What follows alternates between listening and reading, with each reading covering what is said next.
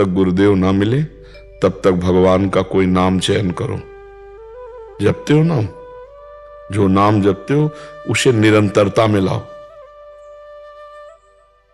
बताने की जरूरत, पर यह बिना गुरु के काम नहीं करेगा।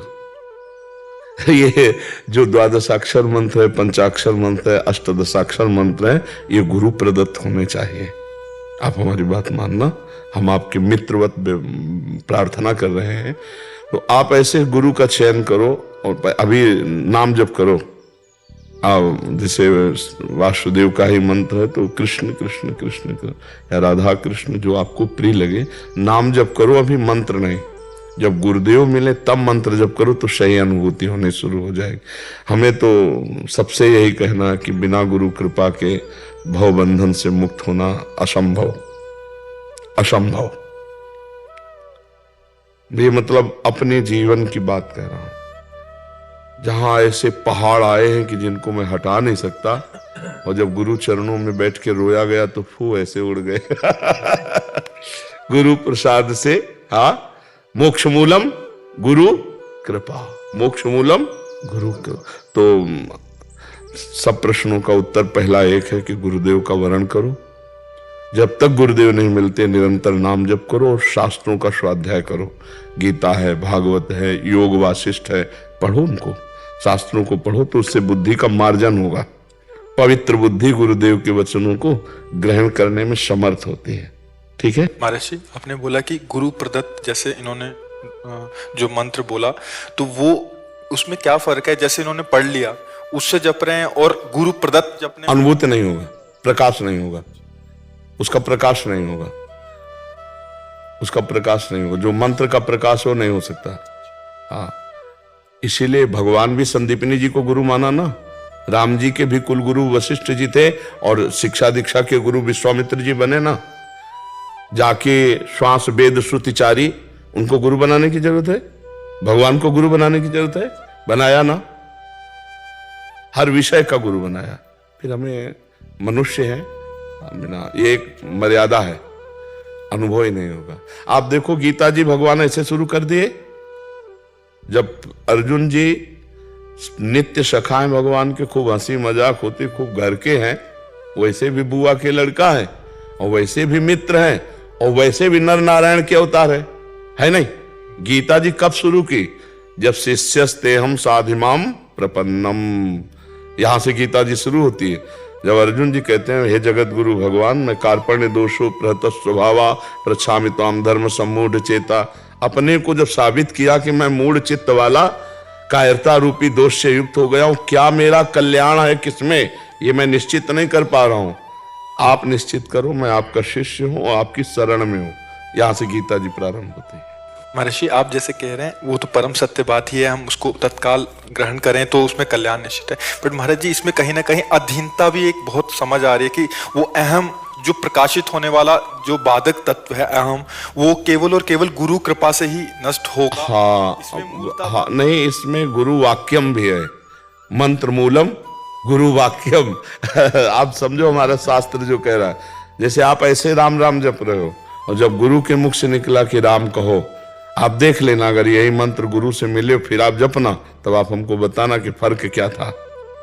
आप देखना, गुरु कृपा ही, मतलब आप जहां आप बैठे हो यहाँ सब गुरु प्रसाद ही है, गुरु कृपा ही है। तो हम तो पूरा का पूरा जीवन गुरु कृपा से, बचपन से लेकर अभी तक, तो हमारे तो जीवन में गुरु कृपा ही है। और आप सब संत जन बता सकते हो कि बिना गुरु कृपा के कुछ है? तो मुझे तो ऐसा लगता है कि गुरु की शरण लेना। अब जैसे ये बता दे कोई कि आप किसी ब्रह्मज्ञानी महापुरुष को, अव्यक्त को गुरु मान लो, तो देखो हमको ऐसा गुरु चाहिए जो हमें दुलार भी दे, हमें डांट भी सके। अब बिल्कुल बिल्कुल आप सही हो, अब वो ऊपर से डांट सभा में लगाए हो, आप ऐसे बैठे, जय जय जय जय, आज तो अपार कृपा हमारे ऊपर, तो अहंकार गलित हो गया। तो मतलब हमने तो कोई गलती नहीं की, हमने तो अपनी अपनी अनुभूतियां बतानी चाहिए। वो अभी बकाया है, पूरा का पूरा है नहीं बकाया। तो कभी कभी प्रगट में गुरुजन ऐसी प्रतिकूलता रूपी औषधि मारते कि चार अहंकार हो जाए, वो गुरु से ही होगा। बस मंत्र मूलम गुरु वाक्यम, वो क्या कह रहे हैं बस हमें चुपचाप प्रश्न नहीं करना, गुरु के वचन जैसे निकले वैसे वैसे, अगर वो कह दिया ना खड़े रहो तो खड़े रहो। शरणागति ये उनकी कृपा से आएगी। नहीं, बहुत जोर की शरणागति है कि आपको जो पसंद है वही मैं बात कहूंगा, वही आचरण करूंगा। अगर आप दिन को रात कहेंगे तो मैं अपनी आंखों को झूठा मानूंगा कि गुरुदेव कह रहे हैं रात है, मुझे दिन दिखाई दे रहा, मेरी आंखें झूठी है। गुरुदेव झूठे नहीं, गुरुदेव की बात सत्य है। ऐसे शरणागति ये जब आ जाती है तो ब्रह्मबोध अपने आप हो जाता है, क्योंकि कभी ग्रंथि पड़ी ही नहीं जड़ चैतन्य की। गुरु प्रसन्न साहब अनुकूला, मिटी सकल कल्पित भय सूला। कल्पनात्मक जो भय का शूल था वो मिट गया। जैसे स्वाप्निक दुख होता है ना, जगने पर मिट जाता है, ऐसे गुरु प्रसन्न हुए, करुणा करी, तो उनकी प्रसन्नता से अज्ञान तिमिर का नाश हुआ। तो दिखाई दिया कि कोई बंधन ही नहीं था, हम तो जीवन मुक्त थे, हैं, रहेंगे। समझ रहे बाप? कभी बंधन हुआ है क्या आत्मा का? है तो भी किसका मोक्ष? भव बंधन और भव मुक्ति दोनों अज्ञान है। क्यों प्रभु? एक बार उड़िया बाबा से पूछा पूज्य स्वामी अखंडानंद जी ने कि जीवन मुक्त अवस्था प्रभु, तो उनका अविद्या, उनका ये तो अविद्या का नाश होने पर होती है। तो बोले क्या वो बंधन युक्त था क्या आत्म तत्व जो जीवन मुक्त हुआ? तो बंधन भी और जीवन मुक्त भी दोनों अविद्या के ही नाम। यह अनुभूत महापुरुष बोल सकते, पढ़ा लिखा तुरंत बोलेगा कि अविद्या का नाश होने पर जीवन मुक्त होता है। जीवन मुक्त होता है कि जीवन मुक्त था? केवल है कि अनुभूत करनी है। बंधन का भ्रम नष्ट हुआ ना, बंधा तो नहीं था ना। गोस्वामी जी संकेत में कह रहे जड़ चेतन ग्रंथि पड़ गई यद्यपि मृषा तो छूटती कठिनाई। ये छूटता है गुरु चरणों से। गुरु चरणों बिना महत्पाद रजोभिषेकम ये नाश नहीं होता अज्ञान। अज्ञान तिमिरांधस्य ज्ञानांजन शलाकया चक्षुरुन्मीलितम येन तस्मै श्री गुरुवे नमः। हम परमानंद स्वरूप हैं, थे, रहेंगे। ये भ्रम से देह भाव स्थूल सूक्ष्म कारण और इसी के बंधन से हमारा जन्म मरण हो रहा है। अजन्मा का जन्म हो रहा है, अमर का मृत्यु को प्राप्त हो रहा है। जो अमर है वो मृत्यु को, अविनाशी मृत्यु को प्राप्त हो रहा है। जो एक है उसे अनेक भास रहा है। जो अद्वितीय ब्रह्म सुख है वो भोगों की तरफ लालायित हो रहा है। बस यही ब्रह्म हटना है, गुरु कृपा है केवल।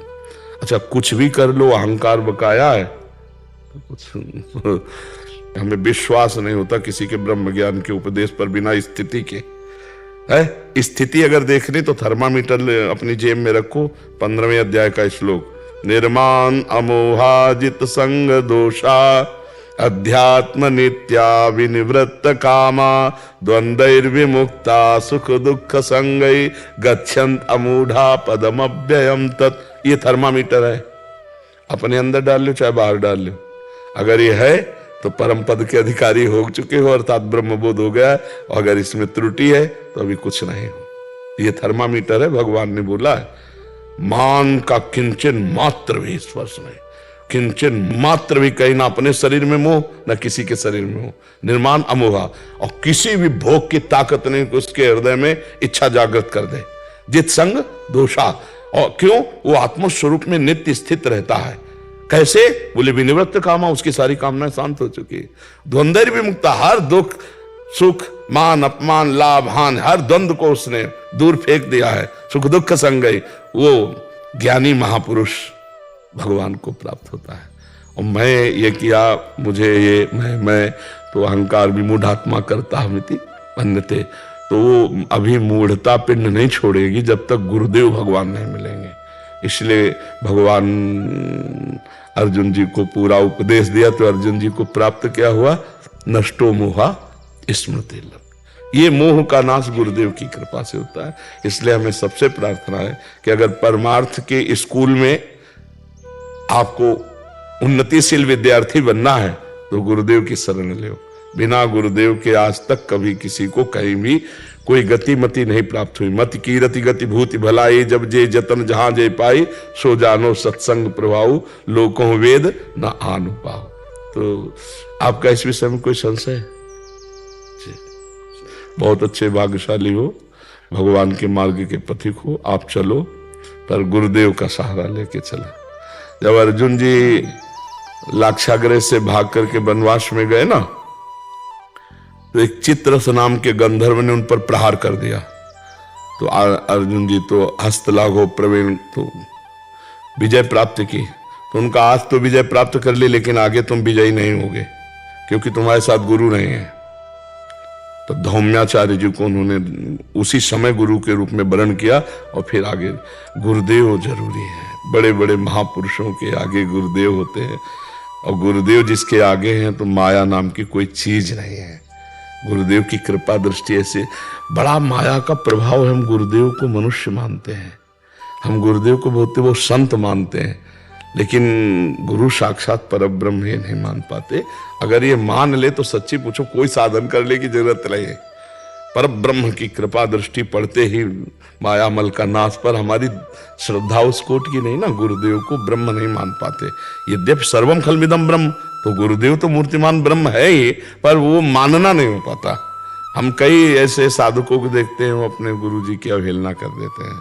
नहीं नहीं, गुरु साक्षात परब्रह्म। खड़े रहो, जब तक गुरुदेव नहीं कहेंगे खड़े रहेंगे। बैठ जाओ, बैठ जाओ, बैठ गए। मतलब गुरुदेव का स्वरूप भगवान से भी बढ़कर है। एक तरफ भगवान है, एक तरफ गुरुदेव। तो हमारी पहली दंडवत गुरुदेव की होगी, भगवान की नहीं होगी। ले गुरु गोविंद दो खड़े काके लागो पाए, बलिहारी गुरु आपने गोविंद।